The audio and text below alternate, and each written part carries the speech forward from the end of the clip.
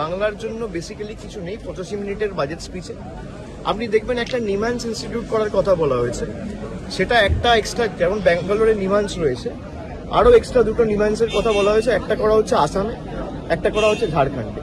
বাংলার একদিকে ঝাড়খণ্ড, একদিকে আসাম। মানে বাংলার মানুষের অসুবিধা হলে হয় ঝাড়খণ্ড যাও, নইলে আসাম যাও, বাংলায় করবো না। বাংলার মানুষকে অত্যাচারিত করে রাখা, বাংলার 10 কোটি মানুষকে যদি কেউ বাংলাদেশি বলে বা বাংলাদেশি মনে করে, সেটা এই দেশের প্রধানমন্ত্রী, এই দেশের স্বরাষ্ট্রমন্ত্রী, এই দেশের অর্থমন্ত্রী মনে করে। তারা বাংলার জন্য কোনো রকম কোনো বরাদ্দ বা কোনো রকম কোনো প্রতিকার বা আর্থিক প্যাকেজ বা সমাধান কিছুই আনেনি এবারে। বাংলার কৃষক হোক, শ্রমিক হোক, তপশিলি হোক, জনজাতি প্রতিনিধি যারা রয়েছে, মানে কারোর জন্য, মৎস্যজীবী হোক, কারোর জন্য কিচ্ছু নেই এই বাজেটে।